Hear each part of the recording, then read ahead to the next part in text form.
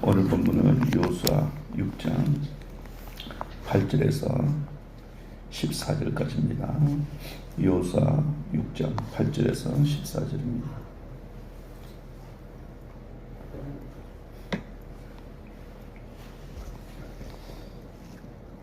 여호수아 6장 8절. 여호수아가 백성에게 이르기를 마침에 제사장 7은 양각 나팔 7을 잡고 여호와 앞에서 나아가며 나팔을 불고 여호와의 언약궤는 그 뒤를 따르며 그 무장한 자들은 나팔 부는 제사장들 앞에서 행진하며 후군은 궤 뒤를 따르고 제사장들은 나팔을 불며 행진하더라. 여호수아가 백성에게 명령하여 이르되 너희는 외치지 말며 너희 음성을 들리게 하지 말며 너희 입에서 아무 말도 내지 말라. 그리하다가 내가 너희에게 명령하여 외치라는 날에 외칠지니라 하고 여호와의 궤가 그 성을 한번 돌게 하고 그들이 진영으로 들어와서 진영에서 자니라.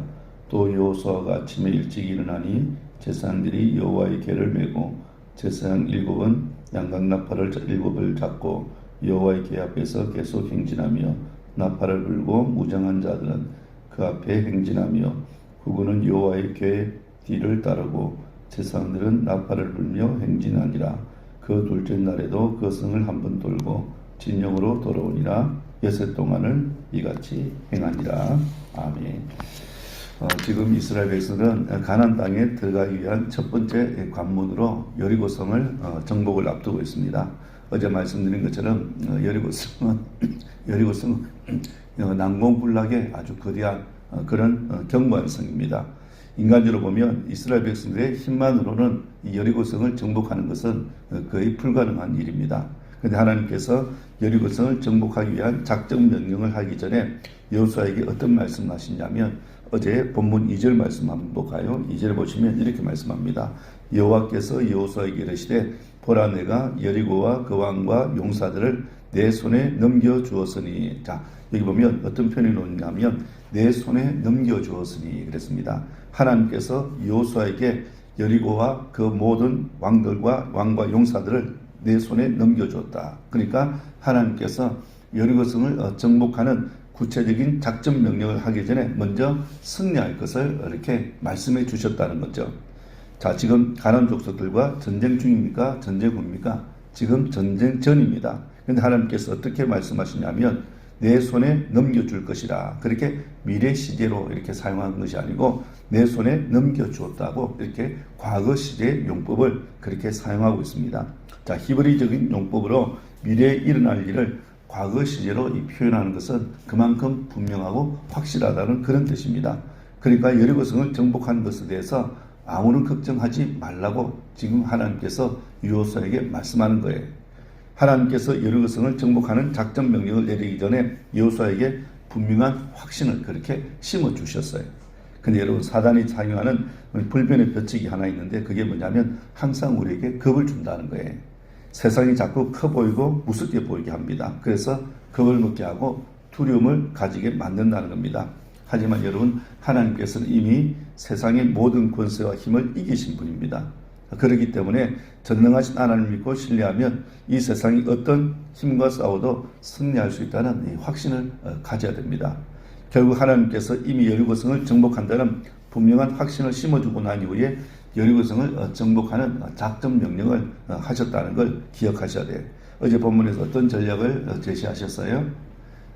여리고성을 하루에 한 번씩 돌라. 6일 동안 그렇게 하라고 합니다. 그리고 7째 날은 7바퀴를 돌라고 그랬습니다.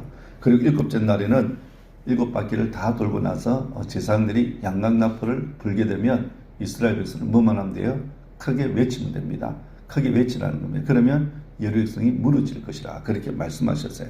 자, 여리고성을 정복하는 작전 명령을 보면 정말 상식적으로 보면 도무지 이해가 되지 않는 그런 명령입니다. 그런데 오늘 본문에 보면 또 하나의 전략이 나옵니다. 뭐예요? 그게 침묵으로 여리고성을 돌라고 말씀하세요. 10절입니다.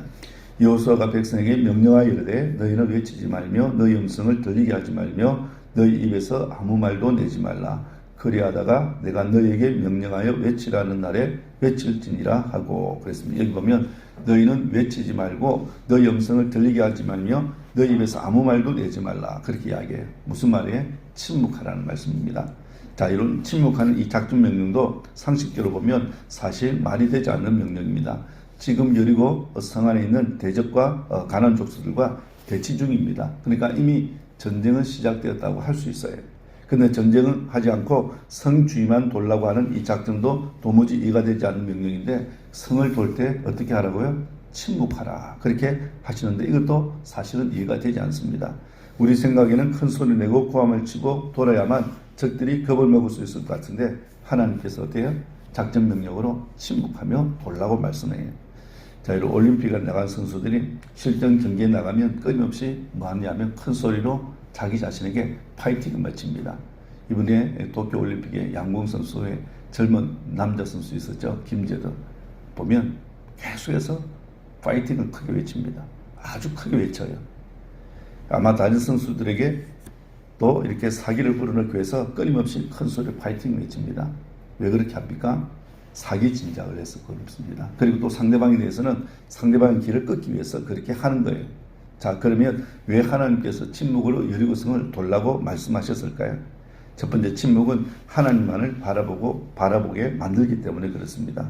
인간적으로 상식적으로 보면 도무지 이해되지 않는 전략이지만 이 전략을 이스라엘 백성이 따라야 돼요. 왜냐하면 이 전쟁은 누가 싸우시는 전쟁입니까? 하나님께 친히 싸우시는 전쟁이기 때문에 그렇습니다. 하나님이 명령하시는 방법대로 싸워야 승리할 수 있다는 겁니다. 그러니까 하나님의 전략인 이 침묵은 이 전쟁을 싸우시는 하나님을 바라보도록 만든다는 거예요. 어떻게 하나님이 이 여리고성을 무너뜨리실까 하는 그런 기대감을 갖게 한다는 거죠. 그럼 출애굽 14장에 보면 출애굽한 이스라엘 백성들이 홍해바다 앞에 놓습니다. 그런데 출애굽하고 난 이스라엘 백성들 뒤에 누가 따라옵니까? 바로의 군대가 이렇게 따라와요. 이스라엘을 죽이기 위해서. 그런데 앞에는 홍해바다가 옆에는 뭐예요? 다 절벽입니다. 이스라엘 백성은 정말 사면초가입니다. 이스라엘 백성은 꼼짝없이 토간에든 쥐와 같은 그런 처지입니다. 이때 지도자 모세가 백성들에게 어떻게 이야기합니까? 출애굽기 14장 14절에 보면 여호와께서 너희를 위하여 싸우시리니 너희는 가만히 있을지니라 그랬습니다. 가만히 있으라. 이 말씀은 침묵하라는 말씀이에요. 침묵을 지키라는 겁니다. 하나님께서 싸우셔서 승리하는 것을 너희는 가만히 침묵하고 지켜보라는 거예요. 사실 여러분, 우리가 만나는 크고 작은 문제들을 보면 말로 해결되는 경우는 거의 없습니다. 오히려 말 때문에 더 큰 문제가 일어날 때가 있어요. 말로 인해서 교회가 분란을 이렇게 많이 일어나기도 합니다. 그래서 이 사람 저 사람이 다니면서 이런 말 저런 말 이렇게 많이 하고 다니죠. 그래서 하나님은 때때로 우리에게 뭘 하고 요구하시냐면 침묵할 것을 요구합니다. 그러기에 우리에게 침묵하는 훈련이 우리에게도 필요해요. 그럼 침묵할 때 우리의 시선을 어디를 바라보게 합니까? 하나님을 자연히 바라보게 한다는 겁니다. 하나님을 바라보면 하나님께서 우리를 위해서 일하시는 것들을 우리가 보게 된다는 거죠. 그 두 번째로 침묵은 하나님의 음성을 듣게 하기 때문에 그렇습니다. 이건 하나님이 우리에게 말씀하기를 원하세요. 대화하기를 원하시죠. 그런데 우리가 먼저 말을 많이 하게 되면 말을 잘 들을 수가 없습니다. 하나님의 음성을 들을 수 없다는 거예요. 그 옛날부터 침묵은 금이고 웅변은 음이라는 말이 있는 것처럼 이런 말의 힘보다 침묵의 힘이 훨씬 더 힘이 세요. 침묵이 힘이 될 때가 있습니다. 제가 이제 강연을 들었는데요. 소통 강사라고 김창호 교수 들어보셨는지 모르겠어요.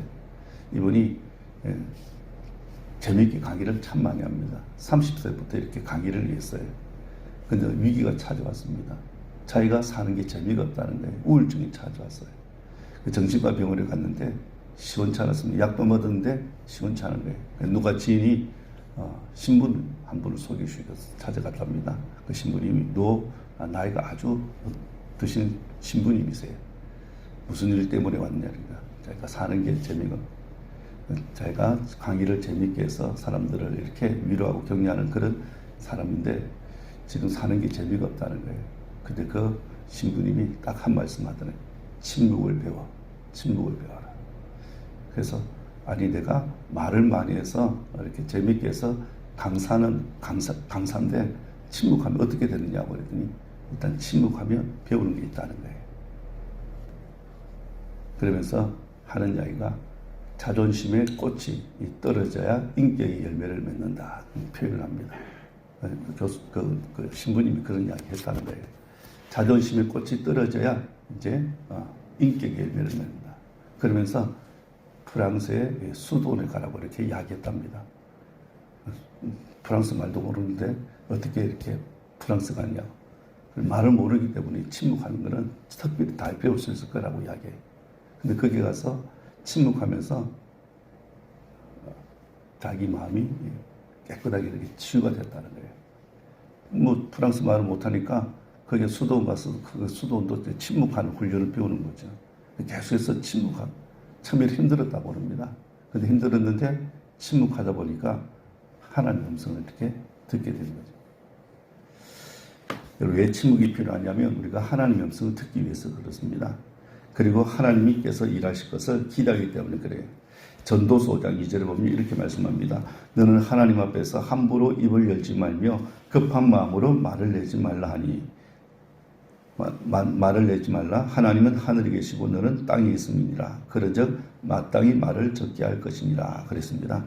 우리가 어떤 문제나 그리고 어려움을 만날 때 보면 우리 본능으로 첫 번째 반응은요, 항상 불평하는 말을 하게 돼 있어요. 원망하는 말을 하게 돼 있습니다. 그런데 원망과 불평을 말을 한다고 해서 어떤 문제나 어려움이 해결되지 않습니다. 이스라엘 백성을 보세요. 어떤 문제가 일어날 때마다 불평하고 원망하잖아요. 문제가 해결됩니까? 문제가 해결되는 적 한 번도 없습니다. 그러니까 어떤 문제가 어려움이 일어났을 때 한번 일단 침묵해 보라는 거예요. 침묵해야 되는 이유가 하나님을 바라보기 위해서 그리고 하나님의 음성을 듣기 위해서라는 겁니다. 자, 여호수아와 이스라엘 백성이 거대한 여리고성 전투에서 승리했지만 이런 작은 아이성 전투에서는요 실패합니다. 실패한 근본적인 원인이 어디 있습니까? 하나님의 음성을 듣지 않고 자기들 마음대로 했기 때문에 그래요. 하나님의 작전 지시를 따르지 않고 자기 마음대로 결정을 해버렸기 때문에 그렇습니다. 여러분, 우리가 하나님의 음성은 내가 잠잠할 때, 침묵할 때 들을 수 있다는 거예요. 우리가 말을 많이 하게 되면 우리를 위해서 말씀하신 하나님의 음성을 들을 수 없다는 거예요. 우리는 문제가 생기면 하나님께 물어보고 하나님의 음성을 듣기보다는 사람들에게 말하고 사람들과 말하기를 좋아합니다. 하지만 하나님은 우리가 침묵을 지키면서 하나님의 음성을 듣기를 원하고 계신다는 걸 여러분 기억하세요. 그러니까 침묵은 하나님의 음성을 듣기 위한 가장 좋은 방법이라는 거예요. 그러기 위해서 우리가 침묵할 줄 알아야 됩니다. 그리고 왜 또 우리가 침묵해야 되냐면 침묵은 사단이 틈탈 기회를 주지 않기 위해서 그렇습니다. 사단이 언제 틈을 타요? 말을 많이 할 때 틈이 타게 됩니다. 실수하게 되죠. 말을 많이 하게 되면 반드시 실수하기 마련입니다. 그러면 사단이 그 실수를 통해서 우리를 올무에 빠뜨린다는 거예요. 그래서 야고보서 1장 19절에 보면 이렇게 말합니다. 내 사랑하는 형제들아 너희가 알지니 사람마다 듣기는 속히 하고 말하기는 더디하며 성내기도 더디하라 그랬습니다. 여기 보면 듣기는 속히 하고 라는 말씀에서요. 속히라는 말은 민첩하게 빠르게 하라는 의미입니다. 그러니까 다른 사람의 말을 들을 때는 어떻게 들으라고요? 민첩하게 들으라는 겁니다. 특히 하나님 말씀을 들을 때는 집중해서 우리가 빠르게 민첩하게 들어야 된다는 거예요. 하나님께서 우리에게 귀는 2개 주시고 입은 하나만 주셨습니다. 혹시 그 이유 아세요? 듣는 것을 말하는 것보다 2배로 하라는 그런 뜻이라고 담겨 있다고 합니다. 하지만 우리는 듣기보다는 말을 많이 할 때가 있어요. 그죠? 그래서 말하기는 더디하라 그렇게 말씀하고 있는 거예요. 어떻게 보면 말하는 것이 침묵하는 것이 말하는 것보다 침묵하는 것이 더 어려울 것 같은데 사실은 그 반대입니다. 침묵하는 것이 말하는 것보다 훨씬 더 어려워요. 특별한 사람을 제외하고는 사람들은 침묵하는 것보다 말하기를 좋아합니다. 그런데 문제는 한 번 말이 입으로 나오게 되면 그죠? 주워 담을 수 있습니까? 주워 담을 수가 없어요. 그리고 그 말이요 살아서 움직입니다. 우리 속담에 말 한마디로 천냥비 간다는 말이 있잖아요. 그죠? 한마디 말로 좋은 결과를 얻을 수 있습니다. 하지만 또 반대로 말 한마디 때문에 엄청난 파장이 일어나는 경우도 많이 있습니다. 이런 정치인들 한번 보세요. 자신이 지난날 했던 말들이요. 부메랑으로 돌아오는 경우가 굉장히 많아요. 말을 적게 해서 문제가 되는 경우보다 말을 너무 많이 해서 문제가 되는 경우가 많이 있습니다. 몇 년 전에 했던 이야기가 지금 주장한다고 전혀 상반된 그런 이야기가 되고 말아요. 그러니까 말을 조심히 잘해야 되는데 그때 그렇게 이야기해놓고 또 상황에 따라 또 말이 바뀐다는 거죠. 너무 말을 많이 하면 반드시 문제가 되는 경우가 있습니다. 그래서 우리가 침묵하는 훈련을 하는 것이 중요합니다. 오늘 여호수아가 이스라엘을 어떻게 명령합니까? 외치지 말고 음성을 들리게 하지 말고 너희 입에서 아무 말도 내지 말라. 그러니까 여리고성을 도는데 절대적으로 침묵할 것을 명령하셨어요. 만일 여러분 하나님께서 침묵을 명령하지 않았다고 한번 생각해 보세요. 이스라엘 백성이 여리고성을 돌면서 여러분 어떤 말을 했을까요? 아마 별의별 이야기가 많이 나왔을 겁니다. 와, 여리고성 엄청 크고 높네. 야, 우리가 이 여리고성 돈다고 이 거대한 여리고성이 무너지겠냐? 아마 그런 이야기가 나왔을 거예요. 그죠? 그리고 여리고성 주위 돌 때 여리고 군인들 우리에게 활을 쏘면 어떻게 하나? 그럼 우리가 공짜로 죽는 것 아니냐? 아마 별 이야기가 많이 나왔을 겁니다. 부정적이고 불신앙적인 말이 나왔을 거예요. 그런데 여러분, 이 부정적이고 불신앙적인 말은 전념성이 강합니다. 전념성이 강해요. 성을 돌고는 이스라엘 백성에게 믿음과 확신을 심어주는 것이 아니고 오히려 두려움과 의심을 심어주게 됩니다. 그러니까 이 불신앙과 부정적인 말들은요, 반드시 사탄이 틈을 탑니다. 사단을 원망하고 부정적인 사람들, 불신앙의 사람들을 통해서 역사한다는 걸 여러분 기억하셔야 돼요. 그러니까 하나님께서 이스라엘 백성의 성량을 아시는 거예요. 여호수아가 이스라엘 백성의 성량을 아는 거예요. 그래서 사단이 틈타지 못하도록 하기 위해서 이스라엘 백성에게 침묵할 것을 명령했던 거예요. 여러분, 침묵하라고 해서 오늘부터 말 한마디 하지 않고 살아라, 그런 말씀은 아니에요. 여러분, 침묵한다는 것은 말수를 줄이고 꼭 필요한 말을 하는 겁니다. 마음을 다스리는 거죠. 마음을 다스리는 거죠. 여러분, 오늘 말씀을 통해서 한 가지만 기억하시면 좋겠습니다. 왜 하나님께서 침묵하라고 하셨을까? 이런 침묵을 통해서 하나님을 바라보게 만들고, 또 침묵을 통해서 하나님의 음성을 만들게 해요. 그죠? 하나님의 음성을 듣게 하고, 또 침묵을 통해서 사단에게 틈을 타지 못하도록 하기 위해서입니다.